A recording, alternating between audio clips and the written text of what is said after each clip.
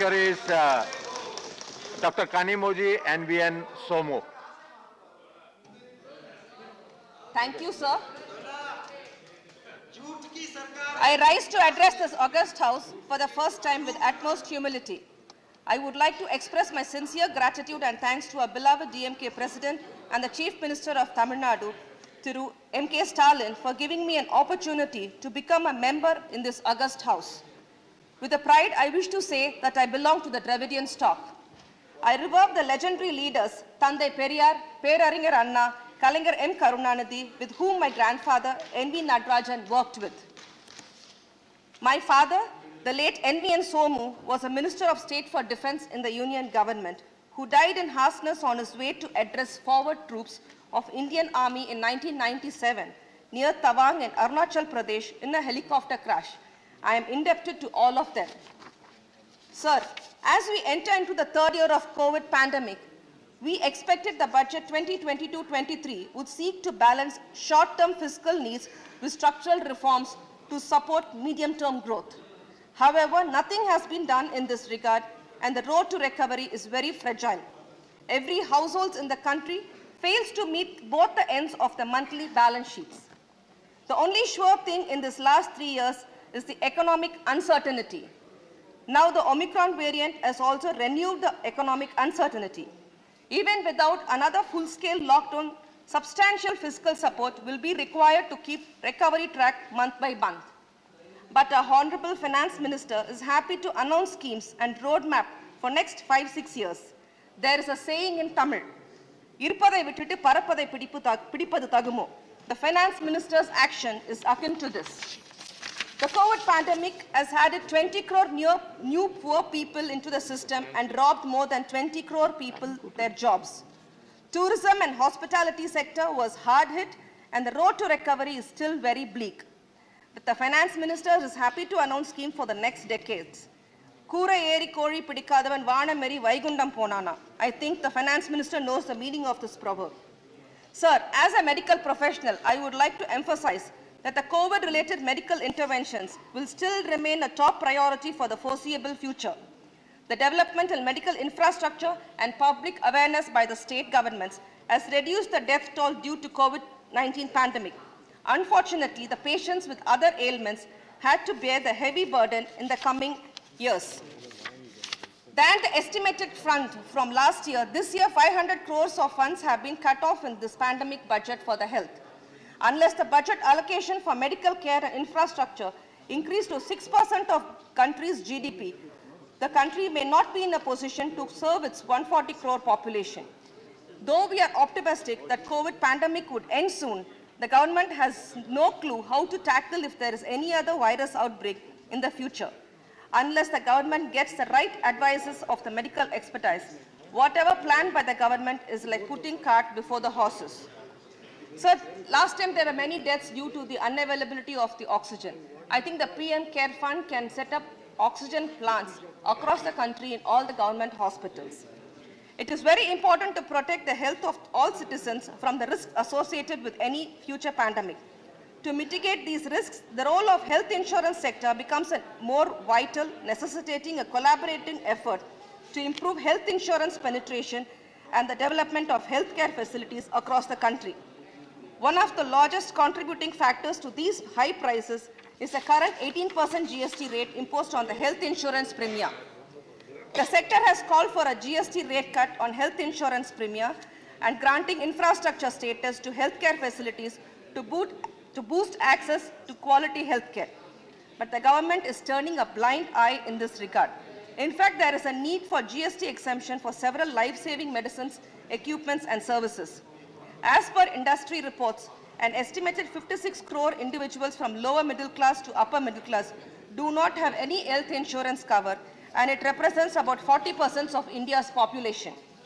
Apart from the lack of awareness about the importance of health insurance, the costs associated with even standard insurance products like Arogya Sanjeevani is a deterrent, with prices ranging between rupees 15,000 to rupees 18,000 per year for a family of 2 adults and 2 children, with the senior most members' age being 45. Sir, generally speaking about health is a state subject, but we are at present sitting on a health time bomb and that healthcare should be accorded topmost priority. The budgetary allocation from the Union government is absolutely inadequate to achieve quality healthcare for all. Take, for example, the success story of Tamil Nadu, sir. The pioneering champion of healthcare in Tamil Nadu is a mercurial leader, Dr. Kalinga, who a beloved leader and Chief Minister, M.K. Stalin, is following the footsteps of Dr. Kalinga in providing free and good healthcare for poor in Tamil Nadu. Tamil Nadu is the first state in the country to provide free healthcare for all needy patients. In Tamil Nadu, any patient can enter any government hospital without even a rupee in the pocket and still get good treatment and healthcare with required medicine and walk out of the hospital cured absolutely free. Dr. Kalinga is a pioneer champion of free healthcare and health insurance scheme. He has introduced Kalinga Health Insurance Scheme for all way ahead before the Union government could even conceive the thought of it. He was a pioneering champion to introduce the free eye care to remove the backlog of cataract patients in the state. It is only after Kalinga and Ilavasa Kannoli Dittam in 1972, the Union government has able to conceive the idea of National Blindness Control Program and implement it throughout India. Sir, today Tamil Nadu tops in the country in all the medical and healthcare indices, be it in the doctor-patient ratio, hospital beds patient ratio, or hospital PHCs per population. Tamil Nadu has developed a way ahead of other states in the country. This is a remarkable achievement of the Dravidian party rule in Tamil Nadu. While there is an urgency to focus on all the three levels of primary, secondary, and tertiary healthcare, it is imperative that the Union government look towards improving primary healthcare. The budget 2022-23 is a usual bundle of blatant lies and imaginary empty promises that do not reflect the actual accounts of the government's budgeted expenses and receipts. Instead of setting a stage for the country's actual growth and reform trajectory, the budget plummets the hopes of the people into deep, stinky gorges. Failed promises and false promises are the regular feature of the budget documents since 2015. There are promises repeated in the Union budget speeches from 2015-16 onwards. The classic examples are housing for all by 2020, the double the farmers' income by 22. There are many such like the linking of the peninsular rivers, 1 crore loan in just 59 minutes for the eligible SME startups, generation of 175 gigawatt renewable energy or green energy by 2022. In 2022, all the promises still remain a distant dream. Sir, the Housing for All by 2022 announced in 2015 with the aim to construct over 2 crore houses for Indians belonging to particular economic sections. In 2022, the Finance Minister has announced 48,000 crores have been sanctioned for the completion of 80 lakh houses for the eligible beneficiary under the Prime Minister Awas Yojana in rural and urban areas in the year 22-23. At this rate, it may take another 5 years to achieve the desired results. And by the time the backlog of houses required for the poor urban and rural household may go up to another 2 crores, this is only a conservative figure. The real numbers may bring more dark spots in this Housing for All program. Sir, I'm immensely proud to also say that Dr. Kalinga, who introduced the pioneering scheme of providing Pakka house to the slum dwellers way back in 1970s, and later the distribution of free concrete houses to poor people of the sections of the society, namely the Samathuvapuram village housing scheme with 100 houses in each Samathuvapuram. There are so far 145 Periyar Nanavu Samathuvapuram in Tamil Nadu. No other leaders have even dared enough to thought of constructing houses for Dalits along with the other communities to promote social equality and uphold social justice in the country. This has also been allotted to the poor, transgenders, and to the physically disabled. Had the Samathuvapuram schemes were replicated throughout India, we could have established a social equality among the people. At least from now on, I would like to urge the Union government to take a leaf out of Dr. Kalinga and his far-sighted social upliftment program, sir. Sir, ever since the government has imaged the railways in the general budget, its importance has been reduced and the stage is set for the privatization of railways.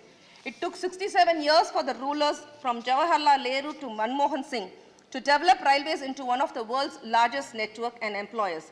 But Honorable Prime Minister will take less time to derail the great Indian railways. The commercial sale of railway routes to private players means dividing the Indian railways into two. One for the rich, elite and affordable, and another for the poor, downtrodden, unaffordable people. It will create all the stations into two, one for the rich class and another for the poor class. This will lead to the discrimination like in the colonial times. Are we heading towards such discrimination and division? Indian Railways so far has been a symbol of Indian unity and social integration. It is the prime duty of the union government to maintain the same levels of unity, integration, communal and social harmony in railways. Sir, a stepmotherly treatment in Tamil Nadu by the union government budget stands exposed again. Under the fund allocation for the new railway lines, it has been granted rupees 59 crore for 11 projects, out of which 10 projects have been allocated only a token amount of rupees 1,000. Whereas the Northern Railway gets the highest share across all zones, with rupees 18,926 crores for 14 projects, along with a token amount of rupees 15,000 for 15 other projects. Make in India, make for world is mantra Prime Minister Narendra Modi gave in his 2020 Independence Day speech. For this vision to be successful, over 6.3 crore MSMEs must be taken on board. Whether the finance minister has taken any serious note on it needs an answer. To ease credit and liquidity concerns, the Emergency Credit Line Guarantee Scheme should be expanded further to ensure outreach among smaller enterprises within MSMEs. MSMEs need support to improve production and exports to attain Atmanirbhar Bharat or self-reliance in line with Prime Minister's vision. Sir, Tamil Nadu is India, India is Tamil Nadu. When Tamil Nadu progresses, India too shall progress. Tamil Nadu is a champion state as far as the socio-economic development in these is concerned. Whether it is education, employment and economic generation, income generation, infrastructure development, wealth creation, enterprises, health infrastructure, social justice and communal harmony, Tamil Nadu stands second to none other in the country. Unfortunately, the centre sometimes deny and jeopardize the rightful share to Tamil Nadu. Even in the 1960s, our great predecessors have said, "Vadakku vaalgirathu, terkku theigirathu." I strongly believe that the same situation is still continuing. In spite of facing denials of various kinds, Tamil Nadu has remained a pioneering champion in the state, in the country. Thanks to the political renaissance created by our party, DMK, spearheaded by a genius leader, Peraringar Anna, sustained by one and only Dr. Kalaignar. Now the baton has been handed over to our beloved Chief Minister, M.K. Stalin. The people of Tamil Nadu, especially the poor, downtrodden and oppressed, the religious, the linguistic minorities, feel that they are very much safe in the hands of Muthuvel Karunanidhi Stalin, the statesman par excellence. Thank you. Thank you, Dr. Kanimozhi. Now,